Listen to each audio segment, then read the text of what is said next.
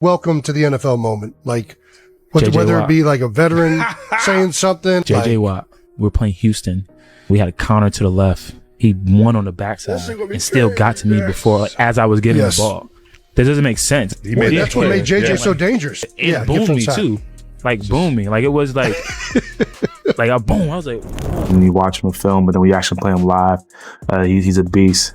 When NFL legends talk about defenders who change games by themselves, one name always comes up. A player who didn't just rush the passer, he wrecked entire game plans.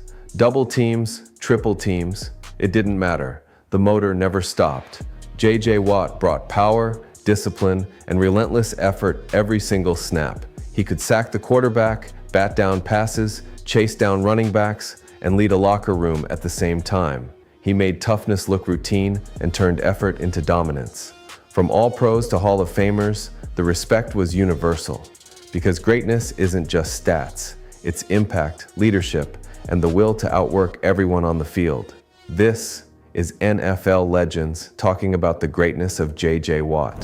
JJ, Peyton Manning here. Congratulations on your incredible football career. It was an honor and privilege to compete against you. I don't appreciate you hitting me so hard as many times as you did. JJ, every time we played you, we use the term game wrecker. We can't let Watt wreck the game. There's a picture in our facility of one of my sacks on you. I'll never forget that one because that was my first time playing up at Denver, and I had 2.5 sacks that game. Manning steps up and Manning a sack. He's brought down by Watt. J.J. Watt. 2.5 sacks on the day. I still have pictures of that one as my coolest pictures I've ever had from sacking you, so I was really excited about it.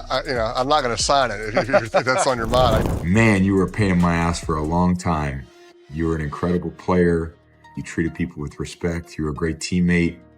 You cared about the team. You sacked a lot of people, but it was an honor to share the field with you. A lot of people thought he was done. Coming back off of those injuries, he just had something he wanted to prove to himself and to prove to others.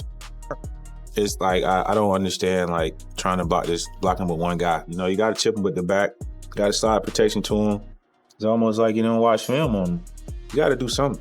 Before the sacks piled up, before the awards and headlines, there was a defender lining up snap after snap, outworking everyone in front of him. No shortcuts, no excuses, just relentless effort and pure domination in the trenches. Flat out.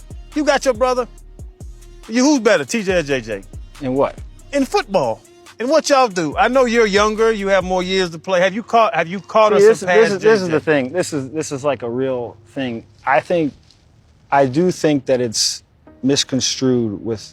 I want people to understand how great my brother truly was in his prime. Yeah. And I think that it gets lost in today's, and I know he would be upset if I said this, but I think it truly is. It's like, you go back and you look at it, you watch the film, the guy was freaking unstoppable. Like, absolutely unstoppable. And he'll never say it, but it's like, I think people need to go back and look at that and be like, the guy was doing incredible things for 4 or 5 years. And I think he can still play at a high level. I think I'm too early in my career to compare myself to him at the moment, honestly. J.J. Watt do it all. Swipes, arm overs. He can beat you any type of way. You see him with a double team or a triple team. In some way, he's swimming through there and he split through there and make the play.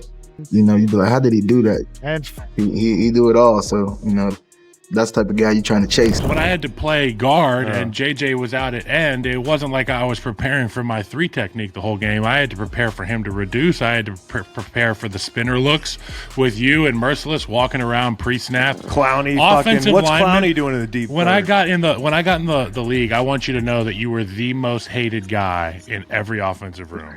Everybody hated J.J. Watt. And as I got older, I realized that they hate us because they ain't us is a real thing. Everybody wanted to be able to block you, everybody be able to beat you, but you always made guys look silly, whether it was winning at the top of a rush with a sack or winning after a failed bull with your hands up and you swat the ball, pick six. Like, very frustrating. I want you to know that the hatred that you experienced from O-linemen was actually our form of respect. And Dad's role in this, to go full circle, he was the only one that could really go inside the mind of a J.J. Watt before he could put me into what you were thinking before the games happen. He'd be like, "You're gonna see this based on what you guys have put on film. Expect this." And it didn't stop with one season or one big game. Week after week, year after year, offenses kept throwing everything they had at him. Extra blockers, new schemes, quick passes, trying anything just to slow him down. I can still remember, I think 2014, and JJ's patented move, at least when he played more inside, he would either jet the gap or he would backdoor you. And the reason that was hard is like, when somebody's jetting the gap, you got to go down in there hard to make sure you're cutting off penetration. And when you go down in there hard, kind of susceptibility to that is getting backdoored. So you open up the back door, yeah. Tackles were terrified of blocking this guy on the backside.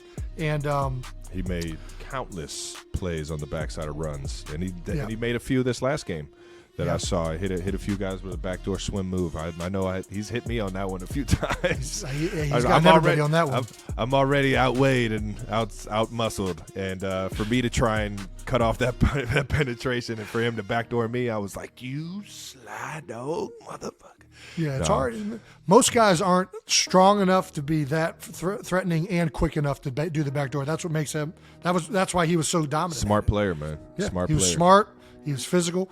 I still remember playing him in 2014 or playing the Houston Texans, and Lane Johnson look at him at one point. He looks like he's like seeing a ghost, and I'm like, "Hey, Lane, you all right?" And he's like, "Man, it feels like I'm just in the middle of the ocean, and there's a big great white circling me with a big 99 jersey on."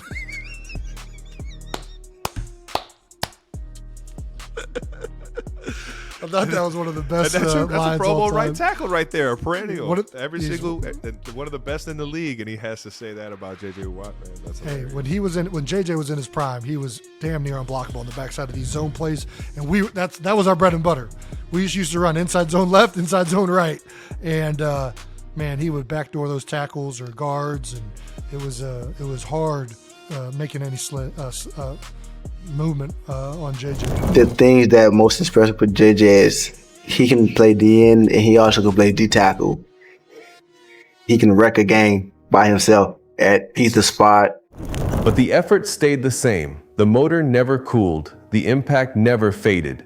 Because greatness isn't loud talk. It's relentless work. And that's why, when legends break down dominance on defense, the conversation always circles back to J.J. Watt. All the skills and talents he has probably don't add up as the effort he plays with. If you compare it to the other great defensive linemen or players, I don't know if anybody plays as hard as he does. JJ, he does a plethora of things. He can kind of give you a little hands and go around you. He can try and run you over. He does a great job of stopping and starting. That's really what he probably does best. He can give you that look like he's going to do something else and then take off on you, which is very rare for a guy his size. I don't even know if I should say this, but I remember the best quote I ever heard was, because this is what JJ does to guys' offensive linemen's head. And I remember one of our linemen saying, he felt like he was on a raft in the middle of the ocean and sharks were swimming around him because he couldn't figure out which way JJ was going to go. And he's just like, I didn't know what to do. Some defenders chase numbers, others chase attention, but a few chase greatness every single snap, no matter the score, no matter the opponent.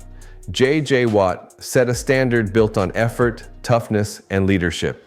He didn't just dominate plays. He changed games, inspired teammates, and earned the respect of legends across the league. And when the greatest players talk about defenders who defined an era, his name always comes up. Thanks for watching. Subscribe for more stories from the legends of the game.